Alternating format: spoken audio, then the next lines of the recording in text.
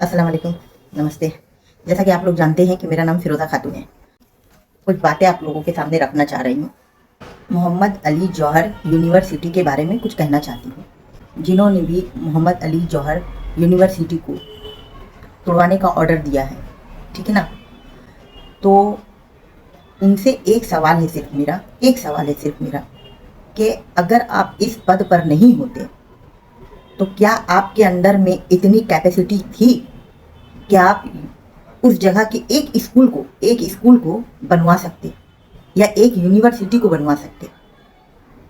नहीं बनवा पाते, क्योंकि उस वक्त जब आप इस पद में नहीं थे तो आपकी वो हैसियत ही नहीं थी कि आप एक स्कूल या एक हॉस्पिटल या किसी गरीब को एक घर बना करके दे सके, या किसी के लिए मंदिर हो या मस्जिद हो उसके इंतजामात कर सके, ठीक है। आज आप उस पद पर बैठे हैं और उस जगह पर बैठकर इस तरह का जो डिसीज़न ले रहे हैं, ये डिसीज़न सरासर गलत है। अगर हिंदुस्तान में सुधार लाना है तो किसी भी तरीके का लीगल प्रोसेस को अगर चलाना है, जो हो चुका है, हिंदुस्तान की हर एक आवाम, हर एक जनता ने मिल करके हिंदुस्तान को खूबसूरत बनाया है। हिंदुस्तान में हर इंसान का मेहनत का पैसा लगा हुआ है, ठीक है। कोई अपना घर बनाया है, कोई अपना स्कूल बनाया है, कोई यूनिवर्सिटी बनाया है, ठीक है ना, कोई कॉलेज बनाया है, कोई हॉस्पिटल बनाया है। तो सब ये लोग जो है हिंदुस्तान के लोग अपने दम पर मेहनत से बनाए हैं। आपको अगर प्रॉब्लम है इतना ही तो एक काम करें ना, उसमें पेनल्टी मार दें। क्यों इस तरह का पब्लिक को हैरेसमेंट कर रहे हैं? आप देखिए आप किस तरह का गलत गलत काम करते जा रहे हैं। आप लोग जिस मतलब के ओहदे पर बैठे हुए हैं उस ओहदे का किस तरह से गलत फ़ायदा उठा रहे हैं, वो चीज़ आप ठंडे दिमाग से थोड़ा सोच करके देखिए कि जनता को कितना झेलना पड़ रहा है आप लोगों की वजह से, ठीक है ना। भाई साहब हिम्मत तो देखो कितना बढ़ते जा रहा है, पावर का सिर्फ और सिर्फ गलत इस्तेमाल करते जा रहा है ना। पावर के जोश में अपने ही देश के लोगों को कुचलते जा रहा है, जो कि गलत है, बहुत गलत है, ठीक है ना। नशे में चूर अपराध भी करते जा रहा है, खुद को समझ नहीं पा रहा है कि वो कर क्या रहा है। इस जगह पर जिस ओहदे पर अगर बैठे हैं आप लोग, उस ओहदे पर नहीं होते तो एक झोपड़ी बनाने की ताकत नहीं थी आप लोगों के अंदर। और इतने बड़े बड़े यूनिवर्सिटी और मस्जिद और घरों को मतलब कि बस तोड़ते ही चले जा रहे। करना क्या है? पूरे हिंदुस्तान को खंडर करने का इरादा है क्या? पूरे हिंदुस्तान के स्टेट को खंडर करने का इरादा है?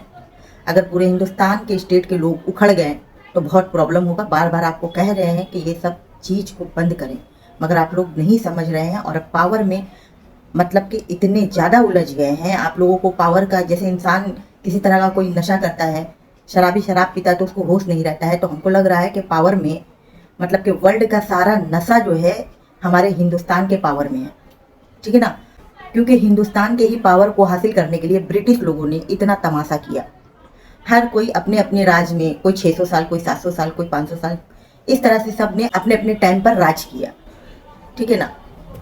आप लोग हिंदुस्तान के नागरिक हो और आप लोग जिस भी चालाकी की वजह से, जबकि हिंदुस्तान में किसी तरह का आपका कोई योगदान है नहीं, मुसलमानों का योगदान है, सिखों का योगदान है, क्रिश्चियनों का योगदान है, माने कि हर जाति का योगदान है। दलित है, आदिवासी है, पिछड़े कास्ट के लोग हैं, हर जाति के लोगों का योगदान है, मगर आरएसएस के लोगों का योगदान हिंदुस्तान में बिल्कुल नहीं है, ठीक है ना। फिर भी आप लोगों ने अपनी चालाकी बुद्धि से ऐसा काम किया कि उस जगह पर पहुँचे, उस ओहदे पर पहुँच करके आज हिंदुस्तान को अच्छे से चलाने के बजाय में हिंदुस्तान को बर्बाद कर रहे हैं।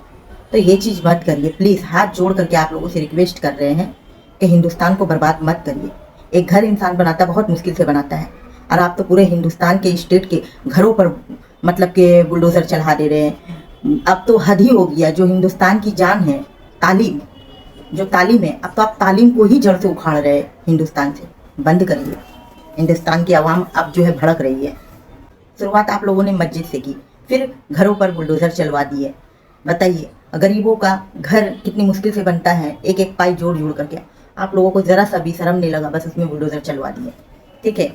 अच्छा, उसके बाद नागरिकता का पहचान, फिर आप जो है आवाम का नागरिकता का पहचान छीन लिए पावर के नशे में एकदम चूर होकर कि भाई कुछ भी हो, हमको इस तरह से नागरिकता जो है ख़त्म करना है।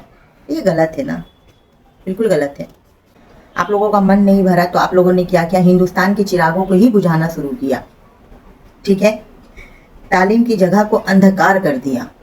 हिंदुस्तान में जिस तालीम के बल से बाहर जाते हैं बच्चे लोग, तालीम से इंसान बहुत कुछ सीखता है, और आप उस चीज़ को ही हिंदुस्तान से निस्तो नाबूद कर दे रहे हैं। नागरिकता को ख़त्म करके माने हिंदुस्तान के लोगों को डिवाइड किए जा रहे हैं, और मज़हब के नाम पर एक दूसरे को माने लड़ाना बंद करें, प्रॉब्लम क्रिएट करना बंद करें। बस हम यही गुजारिश कर सकते हैं आप लोगों से भाई। और आप लोगों को तो जो पावर मिला है ना, जो ताकत मिला है ना, खुदा की कसम अगर ये ताकत मुसलमानों को मिलता ना हिंदुस्तान में, तो आप सोच नहीं सकते हिंदुस्तान में जिस तरह से मोहम्मद अली जौहर यूनिवर्सिटी को बनाया गया है ना, हिंदुस्तान में तालीमों की जगह, मतलब कि हिंदुस्तान के हर स्टेट में ऐसा ही तालीम की जगह बनती, जहाँ हर कौम के लोग तालीम हासिल करते और अपने आप को आगे बढ़ाते। आने वाले जो बच्चों की जो भविष्य है और आने वाले जो बच्चों की फ्यूचर है, वो सब आप लोग बर्बाद कर रहे हैं। तो इसको करना बंद करिए प्लीज़।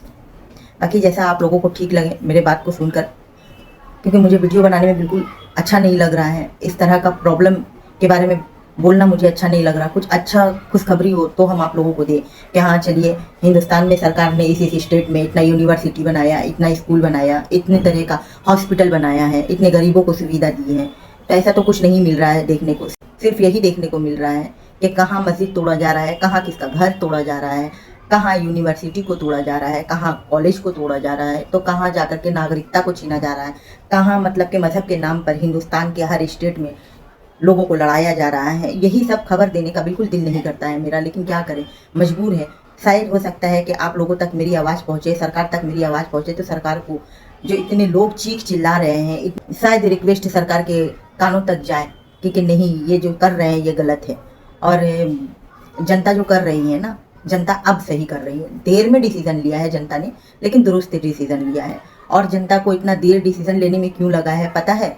वो सिर्फ इसलिए लगा है कि मजहब के नामों पर पहले सबसे पहला चालाकी से जो काम को किया गया है, मजहब के नामों पर माने हिंदुस्तान के हर स्टेट में लोगों को लड़ा करके डिवाइड किया गया है। यहाँ बहुत गहरा तरीका से गेम करके हिंदुस्तान के हर स्टेट में मजहब के नाम से लड़ा करके डिवाइड करके, उसके बाद में सबके घरों पर बुलडोज़र चलाना, उसके बाद में तालीम को हिंदुस्तान के हर स्टेट से जड़ से उखाड़ करके फेंकना।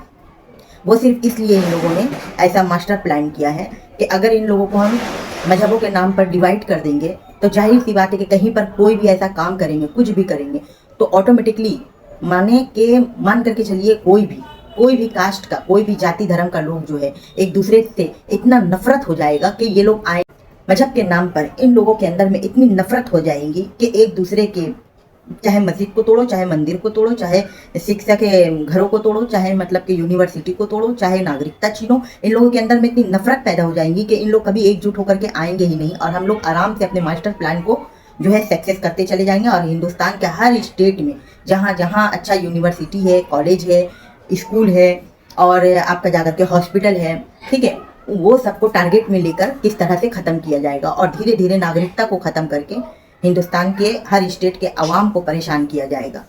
तो शायद हो सकता है कि हिंदुस्तान में अभी भी ऐसे ऐसे लोग जिंदे हैं जिन लोगों के ईमान ताजे हैं, उन लोगों को समझ में आया कि हमारा हिंदुस्तान जो है, अब हमारा देश जो है वो खतरे में है। हिंदुस्तान की आने वाली पीढ़ी की जो नस्लें हैं, उन लोगों की भविष्य खतरे में है, ठीक है, उन लोगों का फ्यूचर दांव में लगा हुआ है। शायद अब जा करके जो है हिंदुस्तान के नागरिक को होश आया है, लेट में होश आया है मगर दुरुस्त होश आया है। ऐसा बात नहीं है, जब तालीम इंसान हासिल करता है तो उनको बहुत तरह का नॉलेज मिलता है, ठीक है, और वो इसी नॉलेज से लेकर अच्छे बुरे सारे काम को अंजाम देते हैं। मगर माहौल जो है हिंदुस्तान का इतना ख़राब आज से पहले कभी नहीं था। वो ब्रिटिश लोग के टाइम पर था, जो कि हम लोगों ने देखा नहीं, और आज देख रहे हैं कि खुद के हिंदुस्तान के नागरिक जो है हिंदुस्तान के जनताओं को किस तरह से परेशान करके और अपने काम को अंजाम दे रहे हैं। तो इन लोगों को रोकना बहुत ज़रूरी है। तो प्लीज़ हो सके तो जितनी ज़्यादा से ज़्यादा हो सके, और मेरे चैनल को जो है आप लोग लाइक और सब्सक्राइब करें, ठीक है। बाकी हम क्या कहें, आप लोगों की मर्ज़ी है, आप लोगों को जैसा बेहतर लगे आप लोग करें, लेकिन एकजुट होकर मिलकर करें, एक दूसरे का साथ दें, ठीक है। अल्लाह हाफिज़।